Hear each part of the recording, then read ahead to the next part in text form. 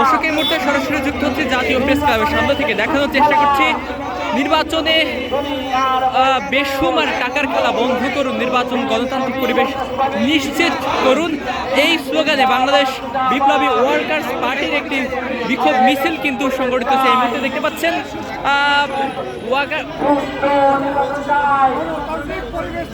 বিপ্লবী ওয়ার্কার্স পার্টির জননেতা সাইফুল হক কিন্তু এই বিক্ষোভ মিছিলে কিন্তু অংশ নিয়েছেন। দেখতে পাচ্ছেন এই মিছিলটি ওয়ার্কার্স পার্টির যে সকল নেতাকর্মীরা রয়েছে সেই সকল নেতাকর্মীরা কিন্তু বিভিন্ন ধরনের প্লেকার্ড এবং বিভিন্ন যে প্রতীক রয়েছে সেই প্রতীক নিয়ে তারা কিন্তু একটি বিক্ষোভ মিছিল নিয়ে সামনের দিকে এগিয়ে যাচ্ছে।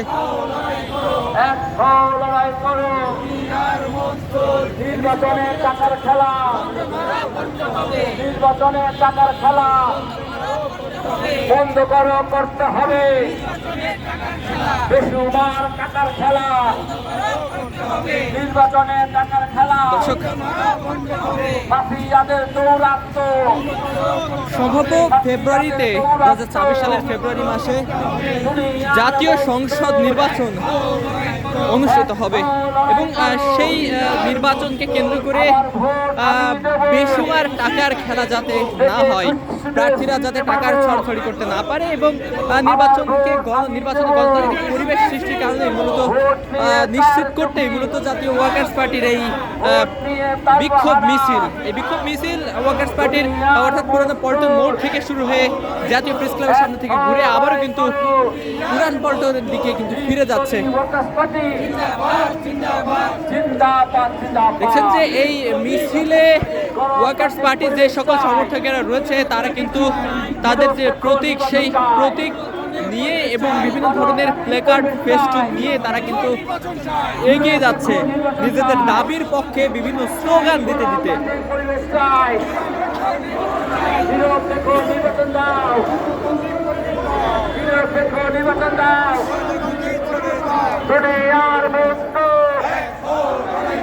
বিপ্লবী ওয়ার্কার্স পার্টি জিন্দাবাদ, জিন্দাবাদ।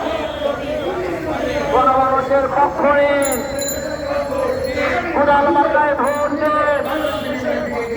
সাইফুল হকের সালাম নেন, বিপ্লবীদের সালাম নেন।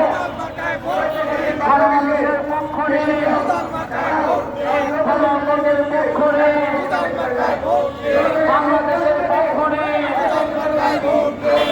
আন্দোলনের পক্ষ নিয়ে। দেখছেন যে নিজেদের দাবির পক্ষে বিভিন্ন ধরনের স্লোগান দিতে দিতে এই মিছিলটি কিন্তু আবারও পুরান পল্টনের দিকে এগিয়ে যাচ্ছে। মূলত কিসের দাবিতে এই মিছিল? আপনারা জানেন যে এই সরকার ঘোষণা করেছে আগামী 2026 সালের ফেব্রুয়ারির প্রথমার্ধে জাতীয় নির্বাচন হবে।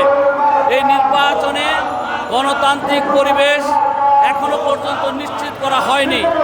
আমরা এই নির্বাচনকে গত 16 বছরে হাসিনার আমলে, ফ্যাসিবাদ আমলে নির্বাচনের মতো নির্বাচনকে দেখতে চাই না।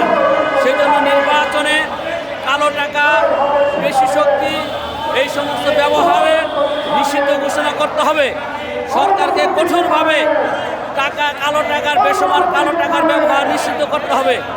আমরা ইতিমধ্যে লক্ষ্য করেছি সরকার টাকার খেলা বন্ধের পদক্ষেপের পরিবর্তে সরকার নির্বাচনী ব্যয়ের সীমা আরও বাড়িয়ে দিয়েছে এবং নির্বাচনে যে গত বছর 20,000 টাকা জামানত ছিল সেটাকে বাড়িয়ে 50,000 করা হয়েছে। এর মধ্য দিয়ে বাংলাদেশের গণতান্ত্রিক মনা সৎ ভালো মানুষের নির্বাচনে প্রতিদ্বন্দ্বিতা করার কোনো সুযোগ থাকছে না। তাই আমরা দাবি করছি নির্বাচনে টাকার খেলা বন্ধ করতে হবে, গণতান্ত্রিক পরিবেশ নিশ্চিত করতে হবে। দর্শক দেখছেন নির্বাচনে গণতান্ত্রিক পরিবেশ বজায় রাখা এবং বেসুমার টাকার খেলা বন্ধ করতে মূলত বিপ্লবী ওয়ার্কার্স পার্টির এই বিক্ষোভ মিছিল।